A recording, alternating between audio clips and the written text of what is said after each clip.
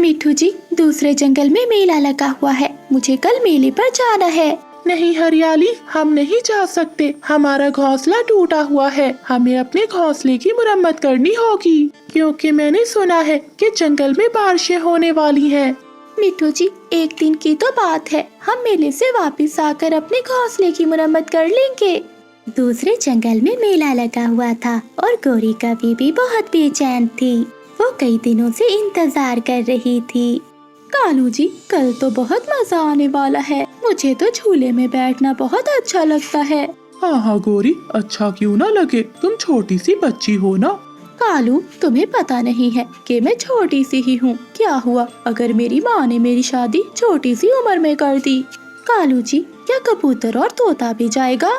पता नहीं गौरी, कल कबूतर मिला तो था, अब तो ये सुबह ही पता चलेगा कि कौन सा पक्षी जाता है। कालू जी, कोई जाए ना जाए, मेरी सीट तो पक्की है।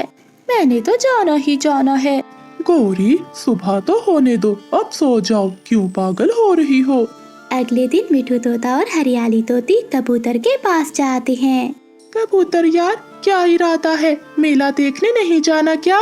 मिठू यार, जाना तो है, मगर मैं परेशान हूँ। क्या हुआ कबूतर, क्यों परेशान हो? यार मिठू, मेरा घोंसला टूटा हुआ है, इसकी मुरम्मत करनी है मुझे। कबूतर, घोंसला तो हमारा भी टूटा हुआ है, एक दिन से कोई फर्क नहीं पड़ता, हम जल्दी लौट आएंगे। कालू जी, जल्दी करो, अब चले, दूसरे पक्षियों से भी पूछ लेते हैं। दूसरे पक्षियों का साथ अच्छा है, अगर वो साथ चलेंगे तो भोजन मांगकर खा लेंगे। गौरी, जब से मेरी शादी हुई है, तुमने मुझे अपने जैसा निखट्टू कर लिया है।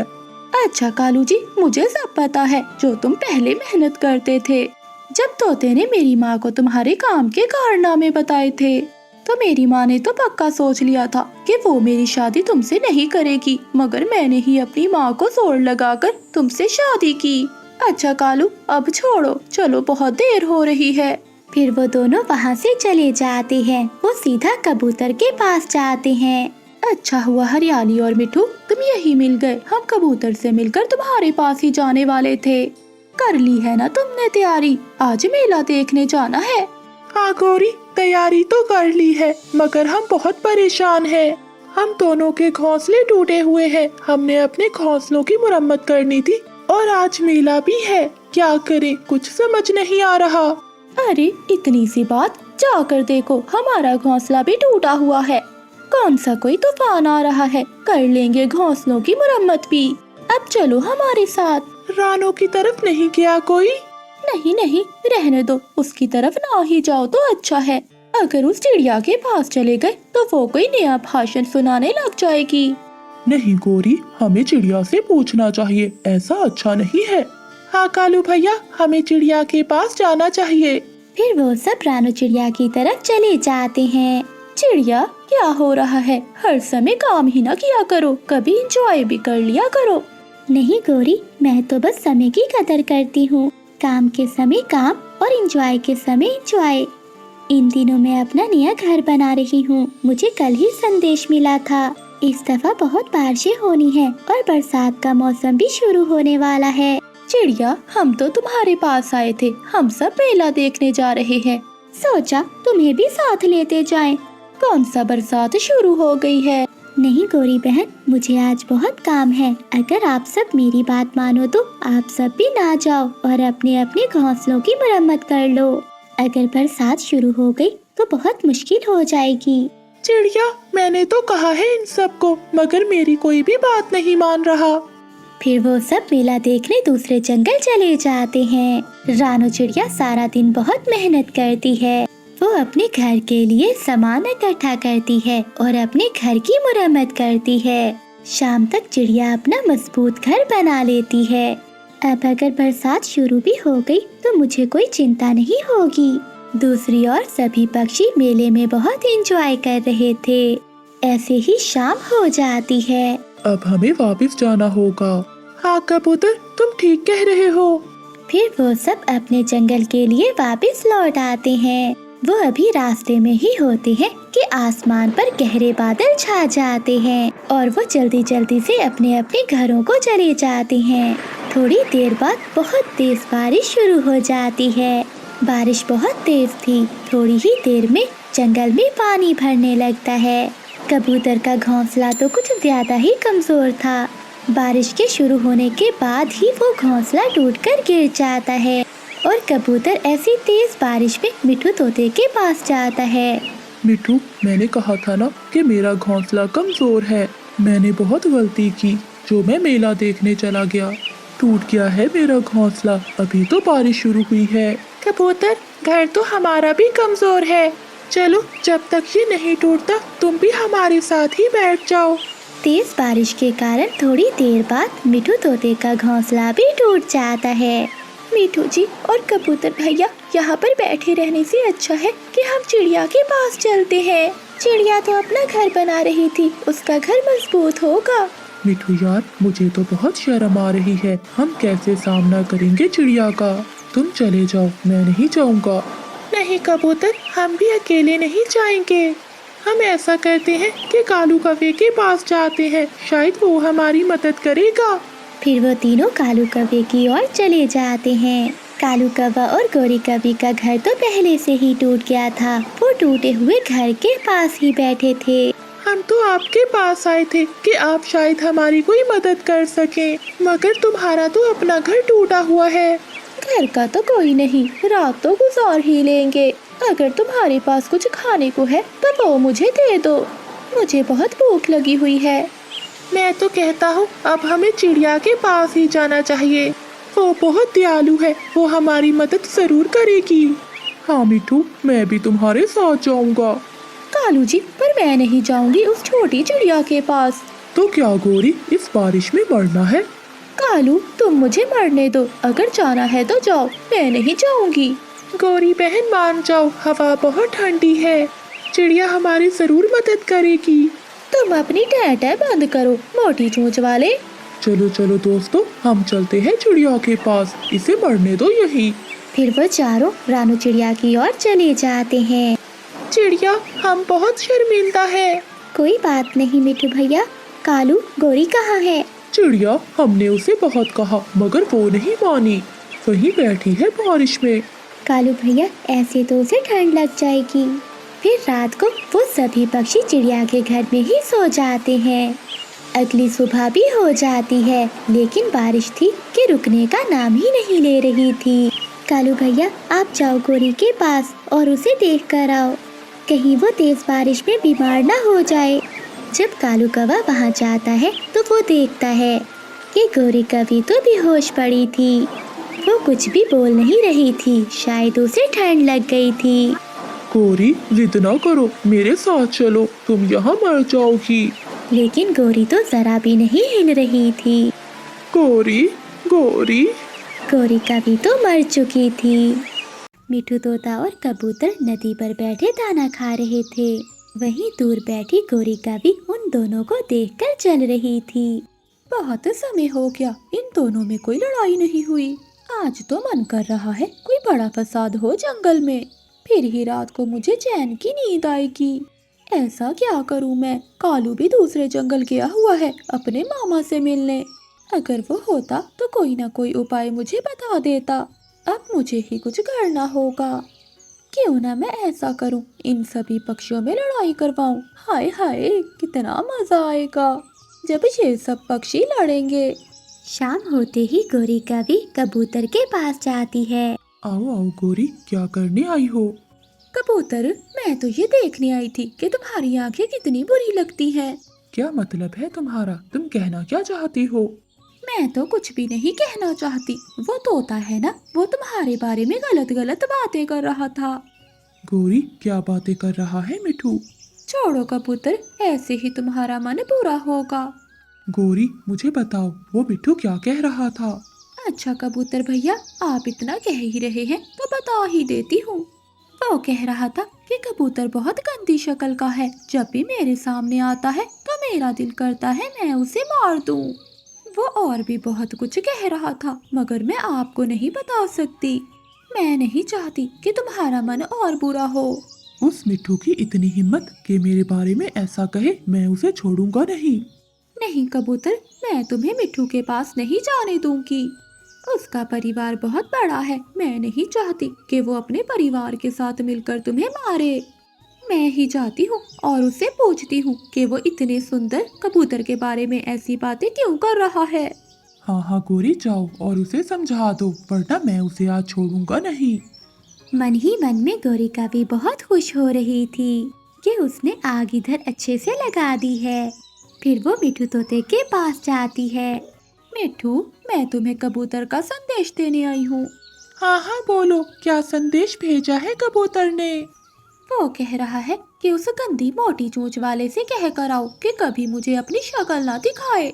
मैं जब भी उसे देखता हूँ तो सारी रात मुझे नींद नहीं आती। क्या कबूतर ने ऐसा कहा? हाँ मिठू भैया, वो कबूतर तो तुम्हें और भी बहुत बुरा भला कह रहा था। अब क्या क्या बताऊं मैं तुम्हें। मैंने भी उसे कह दिया कि अगर एक और शब्द बोला मेरे मिठू भैया के बारे में तो मैं उसे छोड़ूंगी नहीं। वो तो कालू नहीं है जंगल में, वरना मैं और कालू मिलकर उसे अच्छा सबक सिखाते। गौरी कवि ने यहाँ भी अपना काम कर दिया था। मिठू तोता भी बहुत ज्यादा गुस्से में आ गया था। आज मैं उसे छोड़ूंगा नहीं। फिर कबूतर सीधा मिठू तोते के पास जाता है। ओए गंदी आंखों वाले कबूतर, क्या बदमाशी दिखा रहे हो? तुम्हारी इतनी हिम्मत कि तुम मेरे घर तक आ गए। अच्छा हुआ आ गए, अब बचकर नहीं जा पाओगे। गौरी कवि जो थोड़ी दूर छुपकर बैठी हुई थी, वो ये सब देखकर बहुत खुश हो रही थी।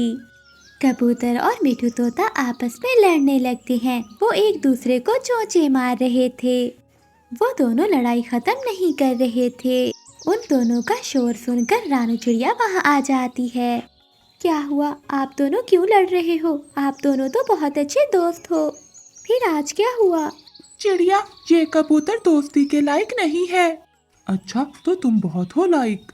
चिड़िया बहन, मुझे बताओ, क्या मैं गंदी शक्ल का हूँ? नहीं कबूतर भैया, आप तो बहुत सुंदर हो। चिड़िया, ये तोता सारे जंगल में मेरे खिलाफ बातें कर रहा है कि मैं बहुत बुरी शक्ल का हूँ, मेरी आंखें गंदी हैं। चिड़िया, मैंने ऐसी कोई बात नहीं की, बल्कि यही मुझे बुरा कह रहा है पूरे जंगल में। कबूतर भैया, क्या आपके सामने मिठू ने किसी को बुरा भला कहा है? नहीं चिड़िया। मिठू भैया, क्या आपके सामने कबूतर ने किसी को कहा है? नहीं। तो फिर आप दोनों ऐसे क्यों लड़ रहे हो? ऐसे ही किसी की बातों में आकर ऐसे आपको नहीं लड़ना चाहिए। जब तक आप अपने कानों से ना सुन ले, आपको किसी की बात का विश्वास नहीं करना चाहिए। चिड़िया बहन, तुम बिल्कुल ठीक कह रही हो। हम भी ऐसे सोचे समझे बगैर ही लड़ने लग गए, हमें पहले सोचना चाहिए था। ऐसे उन दोनों की लड़ाई खत्म हो जाती है। गौरी कवि जो बैठी ये सब कुछ देख रही थी, वो बहुत नाराज हो जाती है। अभी तो मजा आ रहा था, ये रानू की बच्ची न जाने कहां से आ टपकी। लेकिन कोई बात नहीं, मुझे भी गौरी कहते हैं, मैं अपना मजा जरूर पूरा करूंगी। फिर गौरी कवि अपने घर चली जाती है। वो रात को सोचती है कि वो अब ऐसा क्या करे कि जंगल के पक्षियों में लड़ाई शुरू हो जाए। फिर गौरी कवि को एक आइडिया आता है और वो सो जाती है। अगली सुबह हो जाती है। इन दिनों जंगल में दाने की बहुत कमी थी। गौरी कवि जंगल से थोड़ी दूर गुफा में दाना रखाती है और आकर जंगल के पक्षियों को इकट्ठा करती है। पक्षियों, तुम सब तो जानते हो कि जंगल में दाने की कितनी कमी है। मैं भी सारा दिन दाना ढूंढती रही, पता है। फिर मैं जंगल से बाहर गुफा में गई, वहाँ मुझे ढेर सारा दाना मिला। वहाँ पर अभी भी थोड़ा दाना बचा है। मैंने सोचा कि आप में से भी किसी का भला हो जाएगा।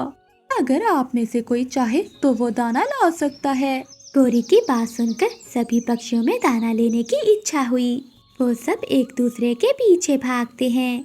रास्ते में रानू चिड़िया बैठी हुई थी। जब वो उन्हें देखती है तो कहती है, ये सब पक्षी कहाँ जा रहे हैं? ऐसे लग रहा है जैसे इनकी रेस लगी हुई हो। मुझे इनके पीछे जाकर देखना चाहिए। आखिर ये सब कहाँ जा रहे हैं? फिर रानू चिड़िया उनके पीछे चली जाती है। सभी पक्षी जाते ही वहाँ लड़ना शुरू कर देते हैं। मैं सबसे पहले आया हूँ, इसलिए ये दाना मेरा है।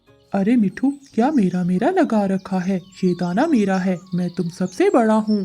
गौरी कवि थोड़ी दूर बैठी ये सब कुछ देख रही थी। गौरी कवि तो उनको देखकर बहुत खुश हो रही थी। अरे वाह वाह, कितना मजा आ रहा है। अब लगा है ना तीर निशाने पर। यहाँ तो रानू चिड़िया भी नहीं आ सकती इनकी लड़ाई खत्म कराने के लिए। रानू चिड़िया गौरी का बी के पीछे बैठी ये सब कुछ सुन रही थी। गौरी, तुमको शर्म आनी चाहिए ये सब कुछ करते हुए। भला तुम्हें मिलता क्या है ये सब कुछ करके? मुझे शांति मिलती है। आओ आओ चिड़िया, देखो तुम्हें भी बहुत मजा आएगा। गौरी, मैं इतनी जालिम नहीं हो सकती। ये लड़ाई तुमने डलवाई है इन पक्षियों में।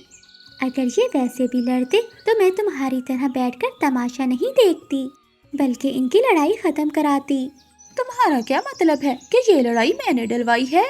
गौरी, मुझे सब पता चल गया है। मैंने तुम्हारी सारी बातें सुन ली हैं। अब मेरी बात भी गौर से सुन लो। दिल को शांति लड़ाई डलवा कर नहीं होती।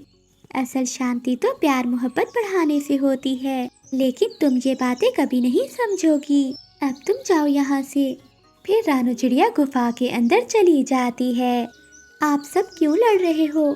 अच्छा हुआ चिड़िया तुम आ गई। अब असल न्याय तुम ही करोगी। तुम ही बताओ ये दाना किसका है? चिड़िया, कबूतर को अब तुम ही समझाओ कि ये दाना मेरा है। आप सब खामोश हो जाएं। आप मुझे ये बताएं, आपको यहाँ भेजा किसने है? हमें दाने के बारे में गौरी कवि ने बताया था। गौरी ने आप सबको बेवकूफ बनाया और आप बन गए। चिड़िया, क्या मतलब? आप सब तो गौरी कवि को जानते हैं, वो कितनी बड़ी फसादन है। उसने गुफा में दाना खुद ही रखा है ताकि वो आप सब में लड़ाई करवा सके और वो आपकी लड़ाई डलवा कर मजा ले सके। जितनी देर आप सब ने लड़ने में लगाई है, इतनी देर में तो आप सब दाना ढूंढ सकते थे। सभी पक्षी अपने किए पर बहुत शर्मिंदा थे कि कैसे उन्होंने इतने से दाने के लिए लड़ाई की। गौरी, इतनी सुबह सुबह कहाँ जा रही हो?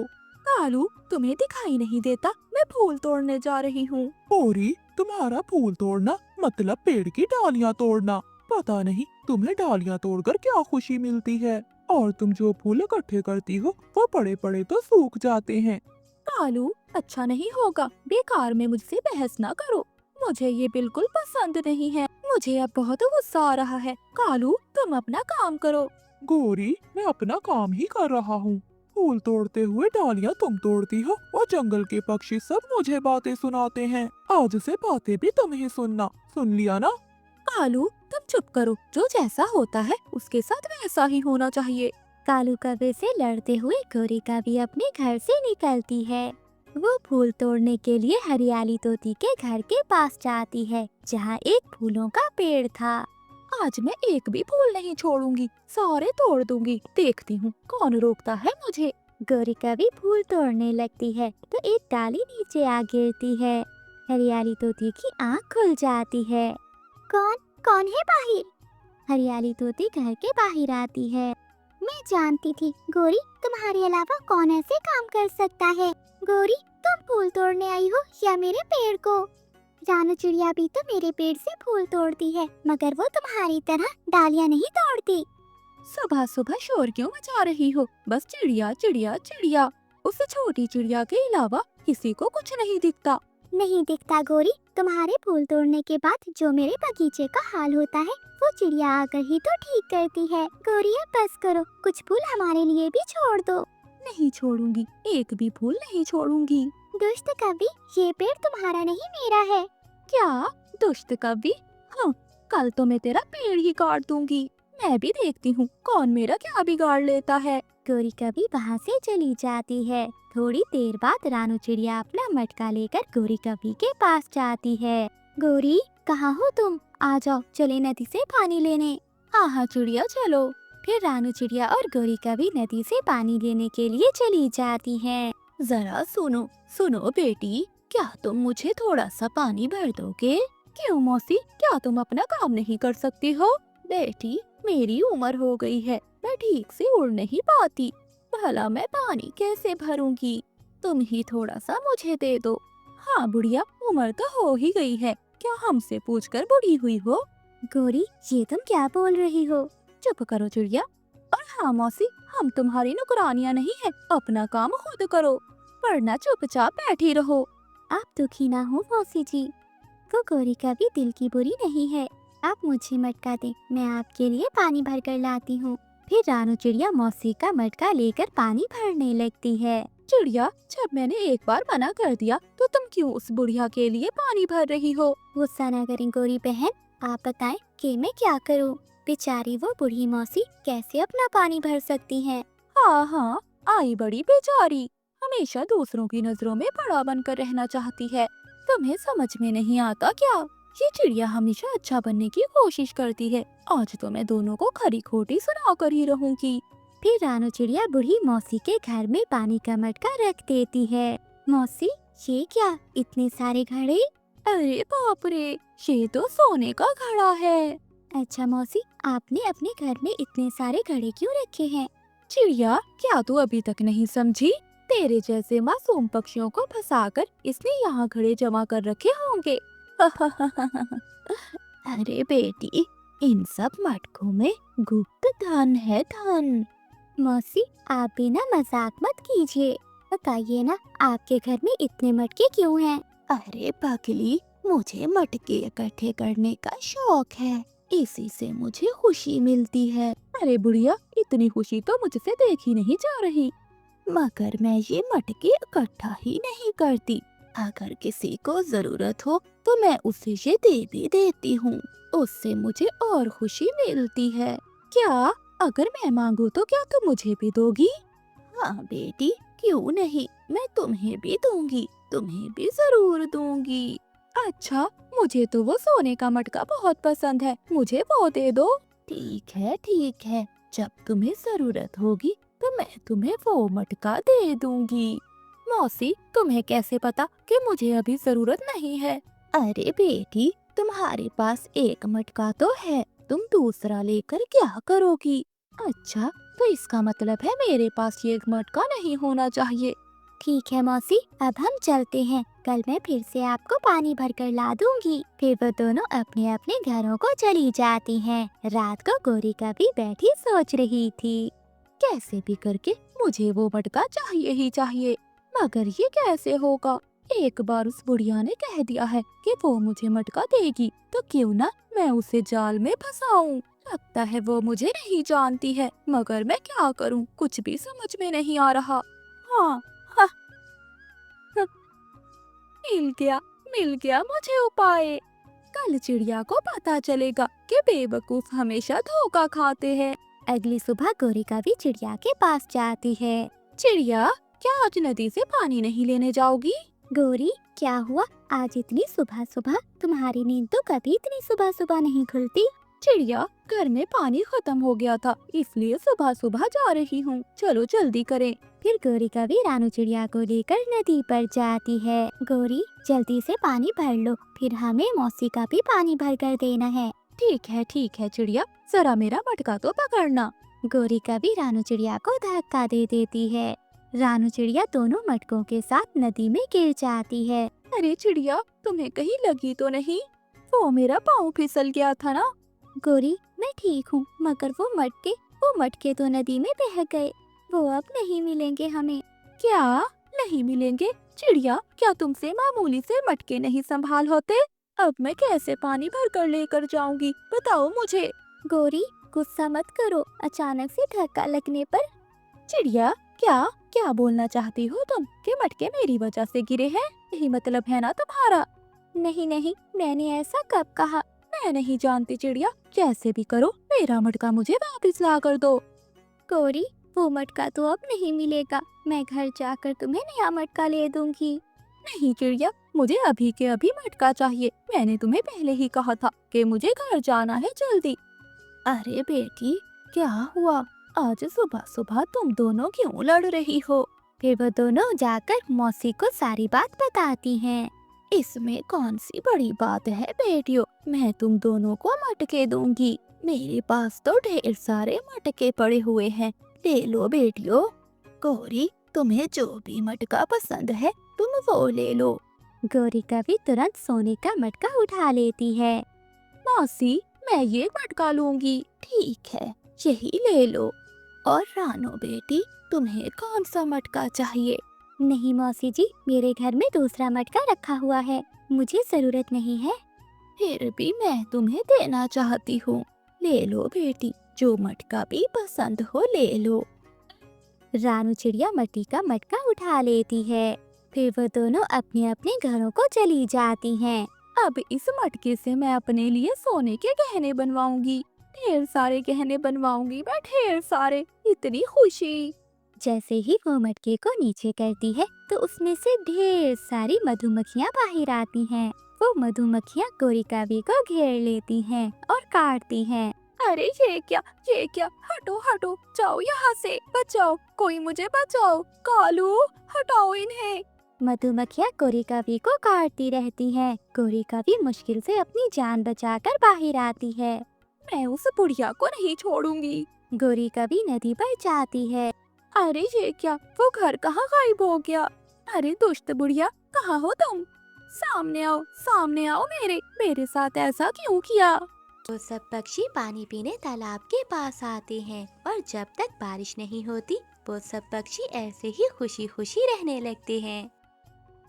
ये वीडियो मुकम्मल तौर पर फर्जी है और सिर्फ तफरीह और तालीमी मकासद के लिए बनाई गई है। इस वीडियो में दिखाई गई तमाम वाक़यात, किरदार और कहानियाँ मुकम्मल तौर पर फर्जी हैं। इनका हकीकी वाक़यात या लोगों से कोई ताल्लुक नहीं। इस वीडियो का मकसद बच्चों को हिफाजत और फैसला साजी करने से आगाह करना है। बराह करम इसे गलत तनाज़ुर में ना लें।